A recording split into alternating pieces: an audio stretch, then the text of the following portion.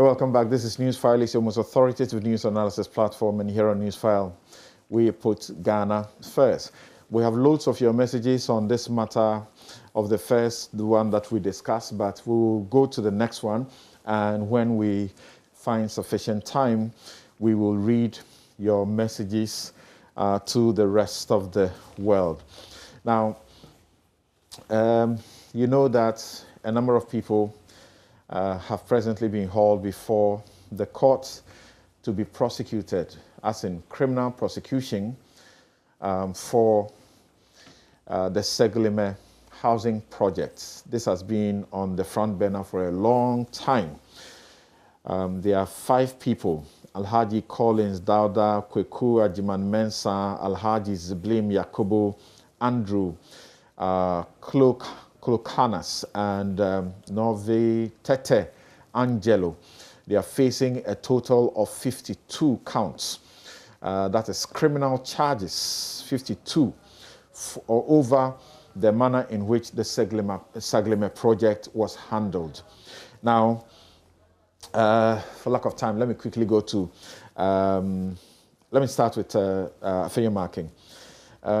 What's your understanding of this issue? And, you know, without paying too much attention to the courtroom, because the rules may be offended, how does it come to you like? Well, something. Like you said, it's a matter in court. AG has his own contentions. The accused persons have a right to defend themselves. I would not want to go into the facts as stated by the AG, because I don't want any political twist to it. Others may want to make their own political comment. That is up to them. My view is that, you see, all of these engagement in the media platform, civil society organizations, questioning government decisions is what will help our democracy. I am not in any way against people expressing their views. They must, because these are the additional checks and balances we need to improve on governance. So for civil society organizations, they can make their comments. That's their right. I'm a politician, and unfortunately, they are on the other side. So whatever comment will be unfair, and I don't want this thing to be so seen as such.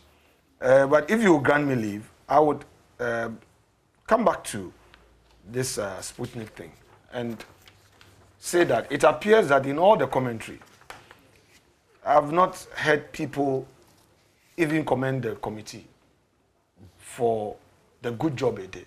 This is a bipartisan committee. This report is not a majority decision report. It's a report by consensus.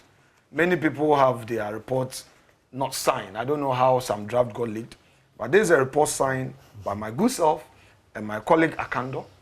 And I think last week we acknowledged that fact on this platform. And we were bold in telling the Ghanaian people where we felt the minister went wrong. In our findings, in our recommendations, they are there. And it isn't the case that somebody is defending wrongdoing, but we are defending the facts. And we also realize that many people are twisting the fact. If I hear that they say the minister lied, I would go all out to make that statement to the effect that he never lied to us based on the facts. If somebody wants to question a document, I will say, look, these are all documents that are before us. Until somebody comes to say that, oh, this document was not procured rightly, or that I doubt it, I have every good reason to believe what has come before us. And that is the conclusion of the committee. People talk about the law, that he breached the law by not going to cabinet. That is not correct, because there is no such law. He's a minister, he's a head of entity. He did. Has he breached the Procurement Act? I say no, because the application for ratification is yet to be responded to by the PPA. And we captured that in our report. The PPA says it's investigating under the law. The law allows that. If you come for ratification, they have to assess it and determine and all that. Paramount to us was the funds to be repaid. which we have so done. But let me quickly add this point, that perhaps the minister's choice of words initially, the first hearing, language use and all that, perhaps might have given a certain impression of him. I believe that as he goes along, he would, deal with, his choice of words and how he approaches some of these things appropriately, so that he doesn't create a certain impression of himself. But Martin, I know you are so passionate about this. Have one thing that we've also not given credit is the fact that at that material point in time, and Samson, forgive me for overemphasizing this and indulge me on this. GOG sources, government to government sources, or bilateral sources had failed the country. In this vaccine, government had no intention of looking for private sources.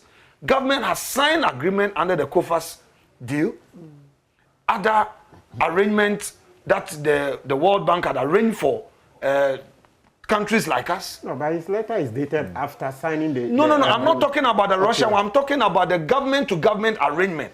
Government of Ghana had no arrangement with Russia. That's a matter of fact. I'm talking about the arrangement government had with other bilateral sources. People are raising an issue. They say we are actually not paying attention to clearly. And for some people sometimes who think that it is only opposition people who prompt certain things. If I told you who is prompting this, you'll be shocked that this Sputnik thing has actually held us back for many months without a vaccine, where we could have gotten the vaccine maybe a little earlier. And eventually we are getting a vaccine, but it is Johnson & Johnson. It's not the efforts of the minister that has yielded us anything. So they are asking, the more reason he alone should not actually be answering questions. Let me come back to my point. I am saying that, look, at that material point in time, where the Indian situation had escalated and they had blocked supply, we should also ask a question. Should the minister have thrown his hands up in despair and said, look, I don't want to look out for vaccines from the private sector. I'm waiting till August. What would be the reaction of the Ghanaian public? At least let's look at the exigency of the situation at the time, which situation he echoed and we captured in our report. Okay. That notwithstanding, as a committee, we said, like, going forward, in a situation like this, engage your select committee on health. Engage them. At least come to Parliament. Right. You wrote to AG, but you wrote to AG after you assigned the contract. So next time, don't do this. How else could we have been bold to tell the minister that, look, on these areas, these were our problems? But at the same time, people are quoting us out of context. People are creating their own meanings. People are taking it outside of remit of what we did. And that, I think, it's unfortunate. Thank you it has very to much. be corrected. And thank you, Mr. Fayemaking. And Kofi, I'm coming to you. Please remember, we have moved on from this subject. Because he doesn't want to go any further in it, because it's a matter pending in court, even though we know you could find a way around it without getting into any trouble in the court. So let's stay on the Saglemi Housing Project. What's your view? If you were to explain to any ordinary person what has happened and why you think something must happen, what will you say? Well, Alex is really tempting us, but I'll listen to you. So on Saglemi, my view is that we need to never lose sight of the fact that we fail a lot in leadership. And honestly, that is the biggest problem we have in this country.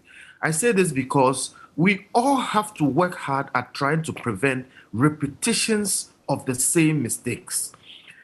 And then again, part of the failure has to do with how long it takes for us to get back and try and correct things. In the process, a lot is lost. On the specific issue of Saglemi, it has been 5 years since this government took office. What is the reason? I know the response will be, oh, we're investigating the matter. That tells you that there is a problem with record keeping in our governance system. Because if somebody took $200 million of state funds, in fact, money we didn't have, but we borrowed, and you need 5 years to find how they used it, we have a problem, and we should try not to repeat it. And I'm going to use this to make this point. There are still ministers in this government and some members from Jubilee House who use private emails to conduct government business. It is wrong. I don't know how to express that. It is wrong. But back to the issue. Why should it take 5 years when you have Saglemi sitting there? Everybody can see the project was not finished. Then another aspect of this is patently the failure of Parliament to monitor and police its own approvals. And that failure arises from the approval process itself. If Parliament says go and spend X amount of money to do Y, there should not be any room for the officer in charge to spend more than that or less and to use it for a different thing. Here is a case where what Parliament approved is not what was done and nobody did anything about it. Now we are stuck with this problem. So Parliament really needs to be up and doing concerning these things. There are many other examples of similar things happening. So Saglemi is another case of a total failure of our governance system. Okay, I won't go into the issues of corruption and whatever it is. I just think that people may choose to be corrupt. But if we build a solid enough system, it will be very risky. And if we have a good enough system, it will be easy to, expose them, and then we will swiftly deal with them. We have sufficient institutions. We just had a new special prosecutor. It is not a lack of institutions to prosecute them. The problem again comes from what we just discussed, where people in leadership seem to defend and prevent accountability on the part of persons who hold public office.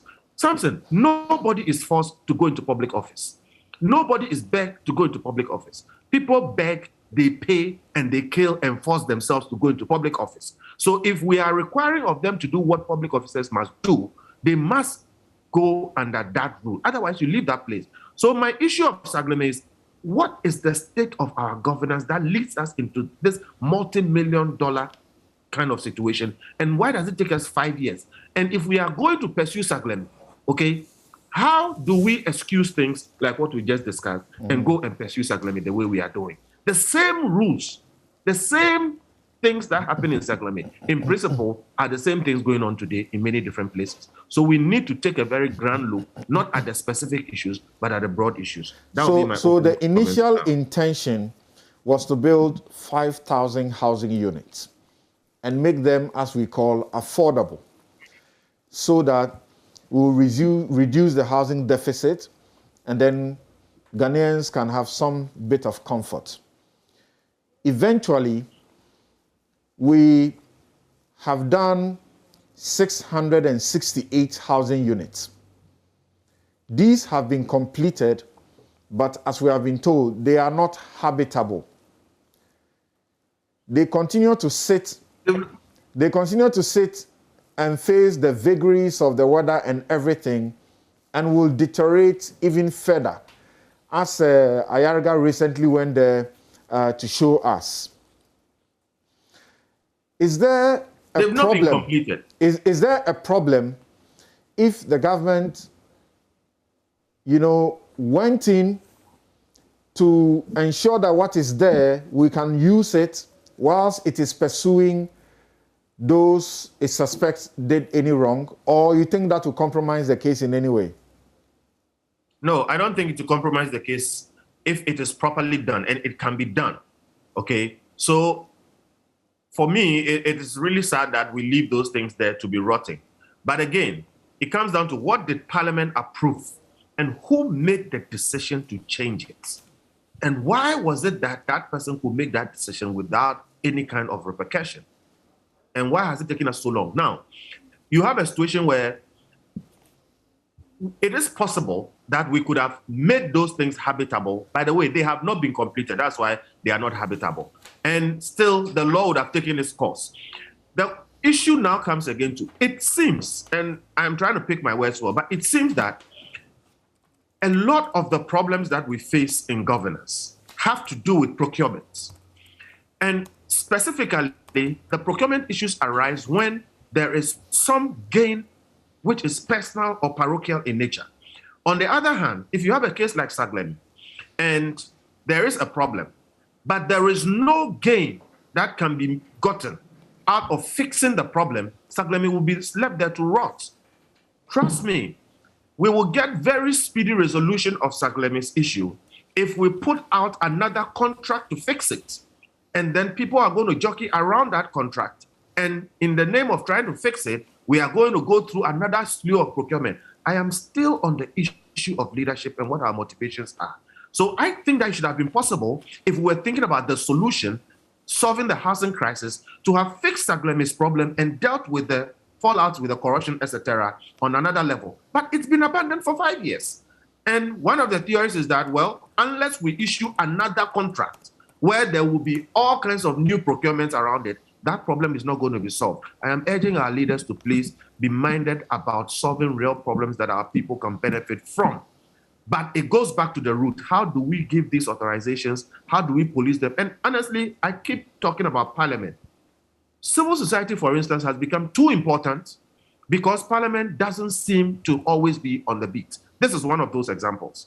So please, we need to deal with this matter. First, see to it that these houses are completed, okay, and people get to use them. And we need to go to how it is that it takes 5 years to deal with these things. And I don't have any problem with the matter being in court. And you can see I haven't commented about the content of it. Let the court process go through properly, but let us use the same rule for everyone. Right. Then gradually we'll get to a point where we are running this country properly. Do I have Sami on the line? Okay, Hariam Singh, thank you very much once again for making time to join us. How is your assessment of this issue, and how must we handle it in such a way that we still can reap whatever is left of what we have? Well, thank you very much. And I think I will go back to the point that Kofi made about the role of Parliament. And the last time I was on this show, I had cause to talk about the need for us to have a parliamentary budget office that will allow Parliament to have better oversight of what it approves for the executive to do with the purse or the treasury of the country. But I want us to look at three. And when Kofi raised that issue, Afeya Marking nodded in agreement that they need to police and check and monitor their own approvals. Yes, please go on. Yes, okay. So for me, there are three issues. And the first has to do with the timeline and the focus that we've had about what decisions were made, who made those decisions, and by what authority. And what is clear is that this process that went through cabinet, went through Parliament, got advice from the government's legal advisors, and so on and so forth, is riven with dispute. Because the Attorney General disputes the validity of the variations made by ministers. The Attorney General disputes the authority of appointees and civil servants to act on those variations. There's dispute over the locus of the Ghana Institute of Surveyors in conducting the value for money audit. There's even dispute over AESL itself, because on one hand, it was project consultants throughout the implementation, and then is now the validator of the Ghana Institute of Surveyors audit. In some circumstances, you would say that AESL is now marking itself. It all points to a great dissonance, political dissonance, because on the one hand, Saglemi is seen as belonging to one political group, and like you've said, it can be fixed. Like Kofi has said, it can be fixed. But it has now become a political football, and it should not be, because 600 families need homes, and they could be housed at the moment if we had used 2017 to 2020 to solve the 32 million deficit. Obviously, we spent more than that buying vehicles. So we don't have an issue, but it is the politics that is also dragging this matter. There's also dissonance in the working relationship between the ministry and the government's own legal advisors, because they took advice before they signed the contract. Somehow did not take advice when they were varying the contract. At least that is what the documents tell us. So we do have an issue. It is a matter of how the civil service under the political guidance is working with the government's own legal advisors. Then we have the issue of the industry player. Grader is crying every day to be involved, but Grader is constantly, left aside. We have a problem, and that has to do with dissonance, and that is the reason why we have all these disputes that are going to be devil Saglemi. And I promise you, it's not just Saglemi. The last time we were talking about energy contracts, it's the same symptoms, the same diagnosis. Now I come to the issue of governance. We went to Credit Suisse as a country, gave a purpose, and took a loan. When we decided to vary the purpose of the loan, we did not go back to the lender. So what happens if a shareholder of Credit Suisse sues the bank? How will the bank respond towards Ghana? And how will that affect Ghana's own credit worthiness? And last time I was on the program, I talked about the same issue, Ghana's credit worthiness. It behoves on all the actors, whether political or in the civil service, to ensure that this is sacrosanct and protected, and it's not happening. It ought to be mandatory that if the Attorney General has given advice on a project and is being changed, the advice must be sought again.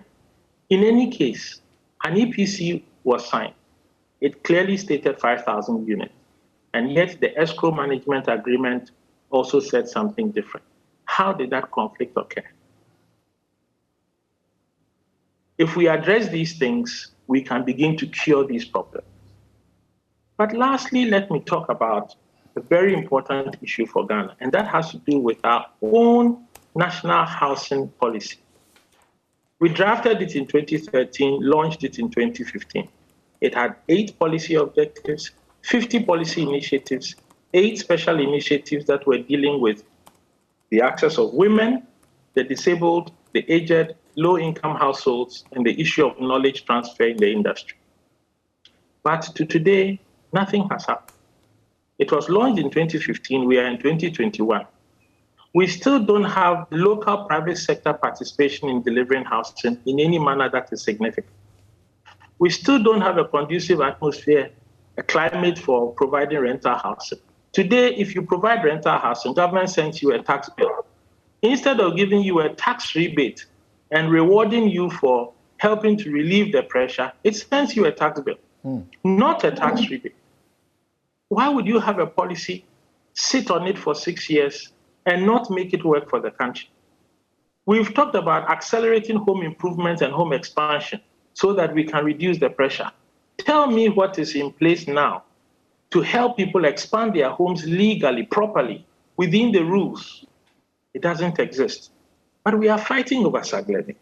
But I tell you that these 3 things that I have talked about alone can provide more than Saglemi, can provide more than the 600 or so homes that Saglemi today has. We would have done many times more. We talked in the policy about increasing access for the poor. Where are we going to increase access for the poor if we are not allowing the local private sector to participate, if we are not rewarding private people for providing housing, if we are not making it possible for them to expand their homes? We also said in that policy we will upgrade our slums. Ask me which slums have been upgraded in such a way that they remain affordable to the poor. So I think that we tickle ourselves and we pretend that we are laughing. Saglemi is not the issue, because for $32 million, we could have solved Saglemi 5 years ago. The issue is not Saglemi. As for the legal matters, they can be resolved. But I think that we are not mindful of the governance issues, and we are not mindful of resolving the governance issues. If we were, we would not go to Credit Suisse and vary the purpose of the loan without anybody being aware of it. If we were, we would not be in a situation today where we have 4 contracts around one project. and they don't agree. They don't say the same thing. It is a problem. It is not political. All right. This is a matter of governance.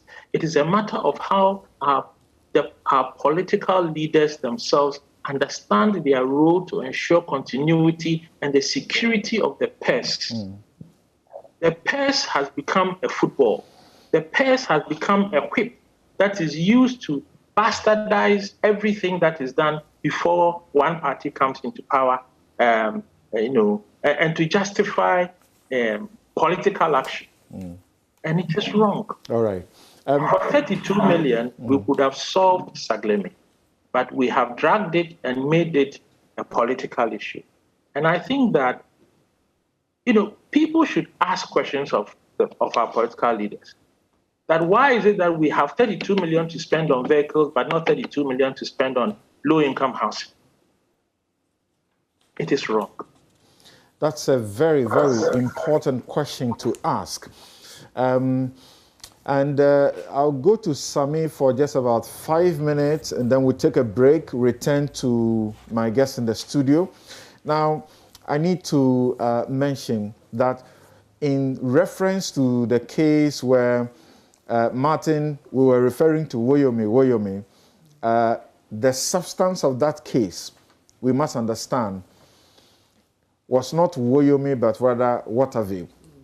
Woyomi clearly had no contract with the state or with government. He rather, as found by the court, was fraudulently seeking to ride on or behind the Waterville contracts. We need to bring that clarity to bear so that we don't forget.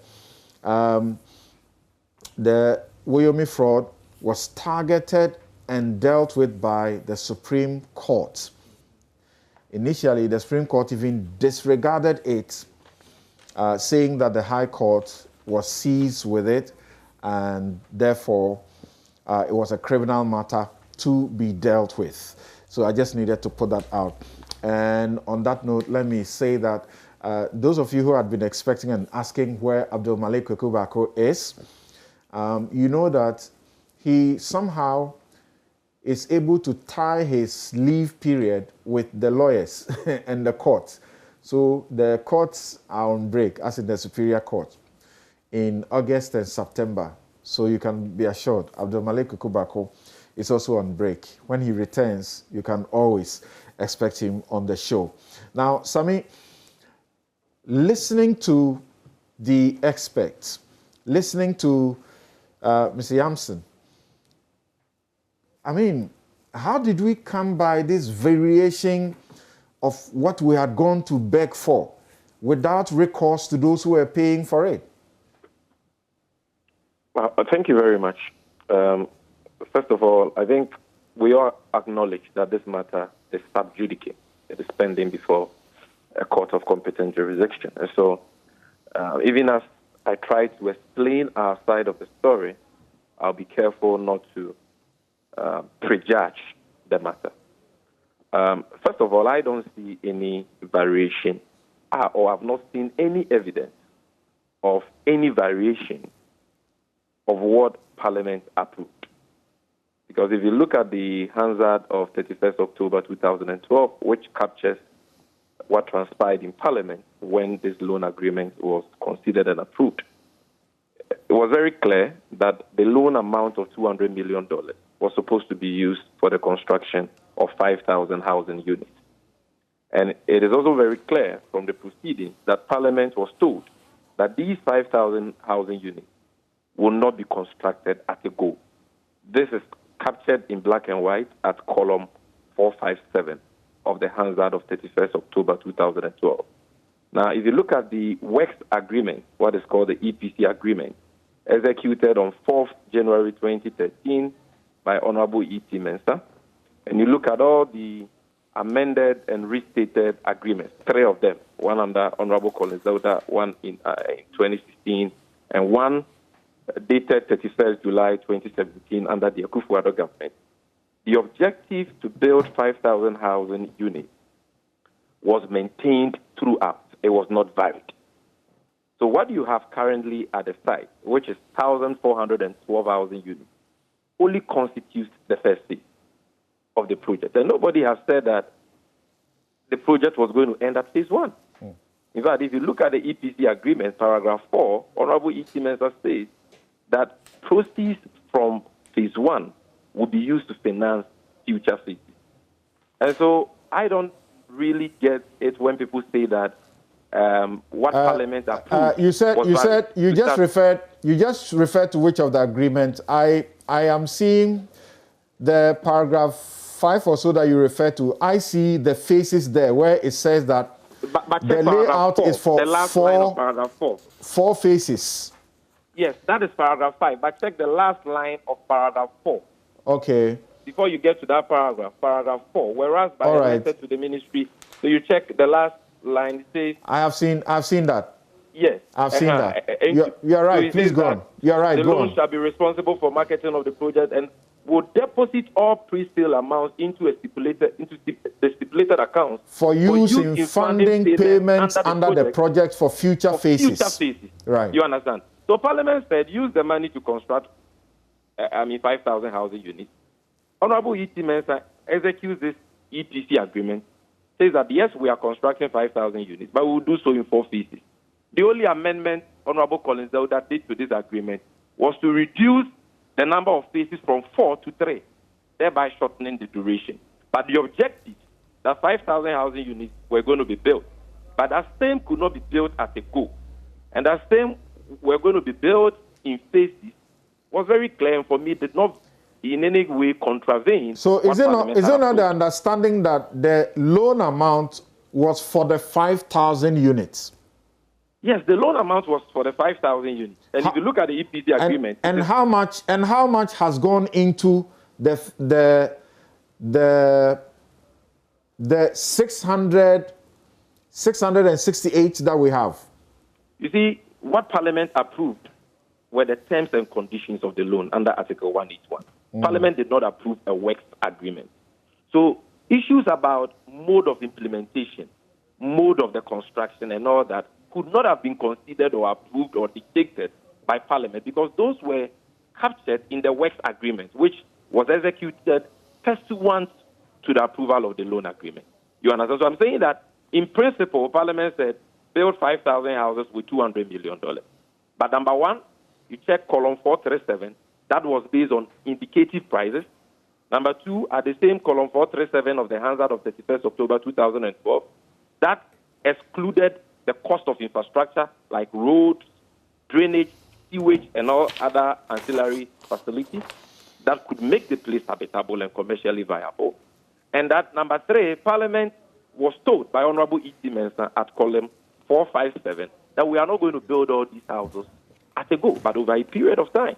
And I'm saying that, so if he executes a works agreement pursuant to this loan agreement and says that, yes, I will build the 5,000 houses, but I am now incorporating the cost of infrastructure, which you did not take into consideration. I'm now incorporating the cost of roads, sewage, and drain. And so I can only build the 5,000 in phases.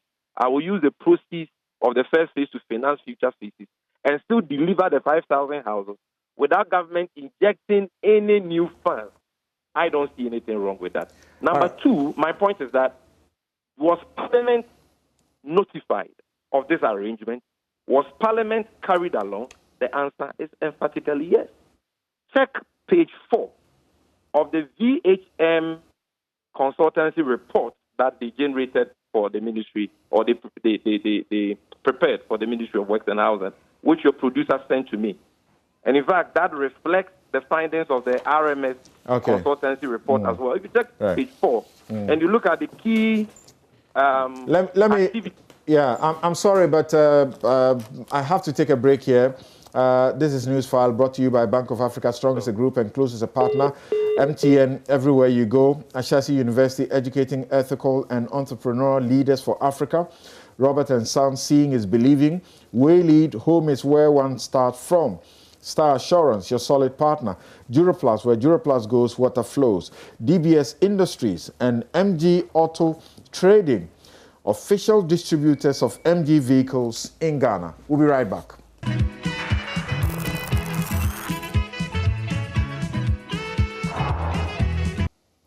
Welcome back. You're still here on Newsfile. This is your most authoritative news analysis platform. And here on Newsfile, we put Ghana first. And my outfit is by Habil's Couture.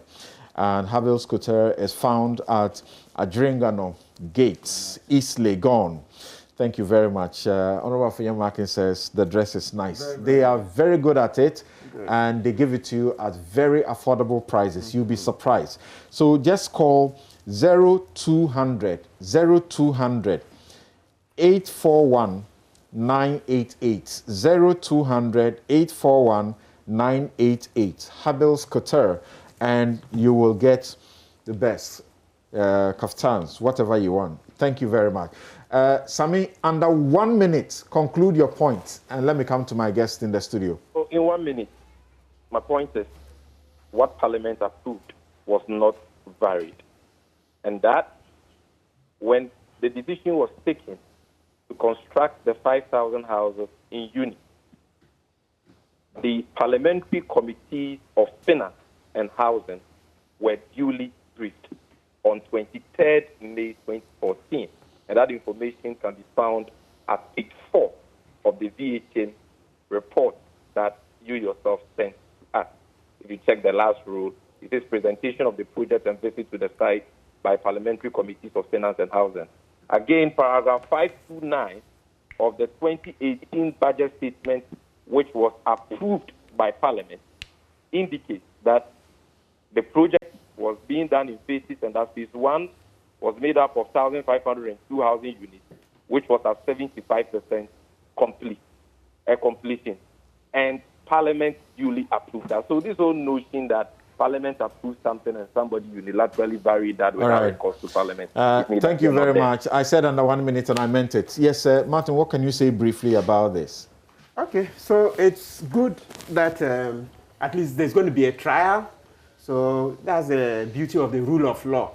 At least, and more importantly, that the duty bearers are listening to people like Harry Yamson. Excellent, excellent, good, yes. So that at least it's a reminder to our current ministers that, hey, anything you're doing in office now, just be minded that, well, you can face the same kind of trial.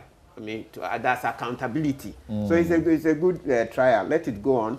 I mean, and then we'll see what happens. The fact of the matter is that we had signed to do 5,000 housing units within 18 to 24 months. Yes. So it's not about faces, right? Yeah. Okay.